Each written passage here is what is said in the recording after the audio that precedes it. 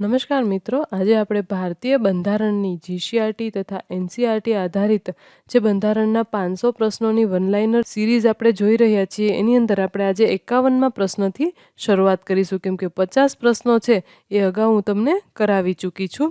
અને જે આ પ્રશ્ન છે એ બધા એક્ઝામ પોઈન્ટ ઓફ વ્યૂથી ખૂબ મહત્વના છે. પરંતુ એ પહેલાં જો તમે મારી ચેનલ પર નવા હો તો ચેનલને સબસ્ક્રાઈબ કરો, બેલ બટન પર ક્લિક કરો કે જેથી વિડીયોનું નોટિફિકેશન છે એ સૌપ્રથમ તમને મળે. તો ચલો સમય ન બગાડતા આપણે જોઈએ સવાલ. તો 51મો સવાલ છે, બંધારણ સભાની બેઠક ક્યારે મળી?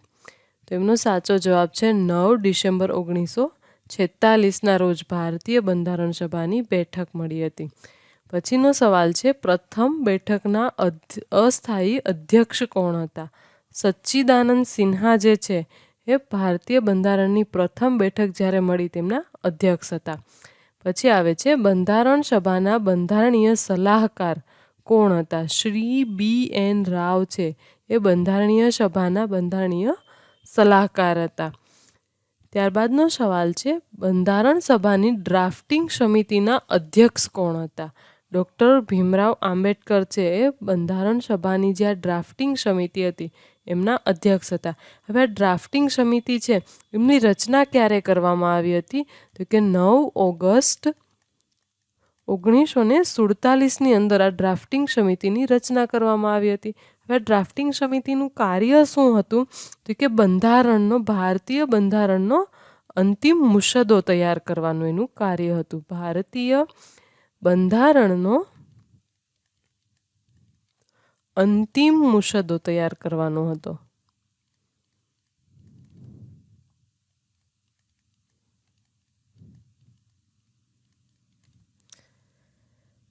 અને એમના અધ્યક્ષ તો આપણે અહીંયા જોઈ જ ચૂક્યા છીએ, ડૉક્ટર ભીમરાવ આંબેડકર છે બંધારણ સભાની જે ડ્રાફ્ટિંગ સમિતિ હતી એમના અધ્યક્ષ હતા. ત્યારબાદનો ક્વેશ્ચન છે, બંધારણીય પ્રાંતીય સંવિધાન સમિતિના અધ્યક્ષ કોણ હતા? હવે અહીંયા પ્રાંતીય શબ્દ આવે ને ત્યાંથી જ આપને ખબર પડી જાય કે સરદાર વલ્લભભાઈ પટેલ. હવે પ્રાંતીય શું કામે? તો કે જ્યારે આપણો દેશ આઝાદ થયો હતો ત્યારે સરદાર વલ્લભભાઈ પટેલે આ નાના નાના પ્રાંતની અંદર આપણો દેશ જે વહેંચાયેલો હતો એમને એક કરવામાં ખૂબ મહત્ત્વનો ફાળો આપ્યો હતો, માટે સરદાર વલ્લભભાઈ પટેલ. ત્યારબાદનો સવાલ છે, બંધારણનું અંતિમ વાંચન ક્યારે કરવામાં આવ્યું હતું? તો કે 15મી નવેમ્બર 1949ના રોજ બંધારણનું અંતિમ વાંચન કરવામાં આવ્યું હતું.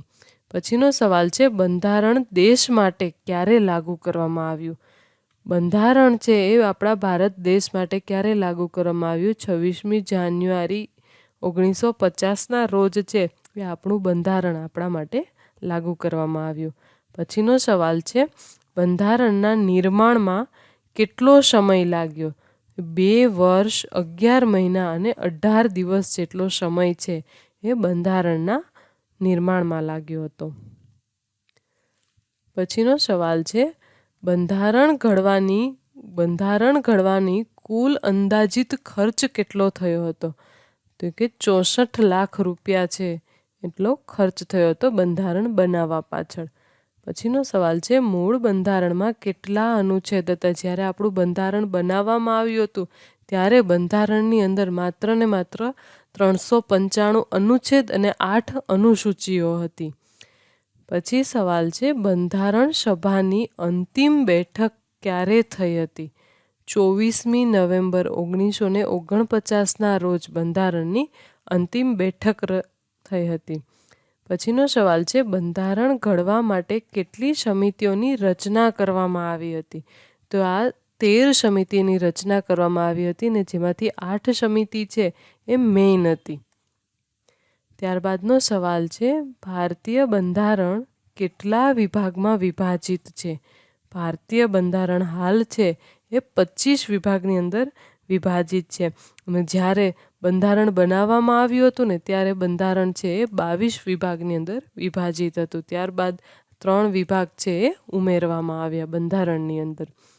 પછીનો સવાલ છે, વર્તમાન બંધારણમાં કેટલા અનુચ્છેદ અને કેટલી અનુસૂચિઓ છે? અત્યારે હાલની તકે બંધારણની અંદર 444 અનુચ્છેદ અને 12 અનુસૂચિ હતી અને જ્યારે બંધારણ બનાવવામાં આવ્યું હતું ત્યારે 395 અનુચ્છેદ અને 8 અનુસૂચિ હતી.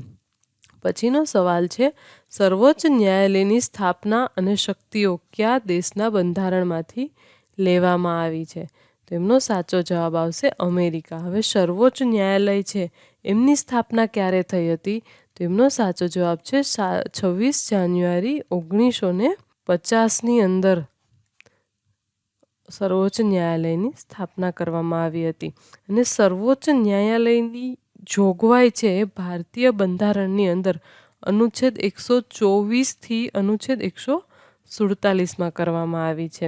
સર્વોચ્ચ ન્યાયાલયમાં કેટલા ન્યાયાધીશ હોય છે ને એ તમારે મને કમેન્ટ બોક્સની અંદર કહેવાનું છે. અને આ ન્યાયાધીશની નિમણૂક કોણ કરે છે? તો કે રાષ્ટ્રપતિ. સર્વોચ્ચ ન્યાયાલયમાં કેટલા ન્યાયાધીશ હોય છે એ તમારે મને કમેન્ટ બોક્સમાં કહેવાનું છે.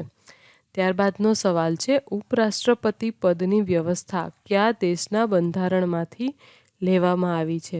તો એમનો પણ સાચો જવાબ છે અમેરિકા. હવે અહીંયા સર્વોચ્ચ ન્યાયાલય અને ઉપરાષ્ટ્રપતિ બંને અમેરિકાના બંધારણમાંથી લેવામાં આવ્યા છે. ત્યારબાદ આવે છે, કોર્ટની ન્યાયિક સમીક્ષા કયા દેશના બંધારણમાંથી લેવામાં આવી છે? જર્મની પાસેથી. આગળ આપણે શું જોયું? ઉપરાષ્ટ્રપતિ અને સુપ્રીમ કોર્ટ બંને ક્યાંથી લેવામાં આવ્યા? તો કે અમેરિકાના બંધારણ પાસેથી. અને જ્યારે કોર્ટની ન્યાયિક સમીક્ષા છે એ ક્યાંથી લેવામાં આવ્યા? તો કે જર્મનીના બંધારણ પાસેથી. પછીનો સવાલ છે, મૂળભૂત અધિકારોનો રક્ષક કોને ગણવામાં આવે છે? સુપ્રીમ કોર્ટને આપણા મૂળભૂત અધિકારો છે એમનો રક્ષક ગણવામાં આવે છે. તો અહીંયા તમારે હજી એક કમેન્ટ કરવાનું છે કે આપણા મૂળભૂત અધિકારો કેટલા છે? ત્યારબાદનો ક્વેશ્ચન છે, પ્રસ્તાવનાને ભારતીય બંધારણનો આત્મા કોણે ગણાવ્યો છે? પંડિત જવાહરલાલ નહેરુએ પ્રસ્તાવનાને બંધારણનો આત્મા ગણાવ્યો છે.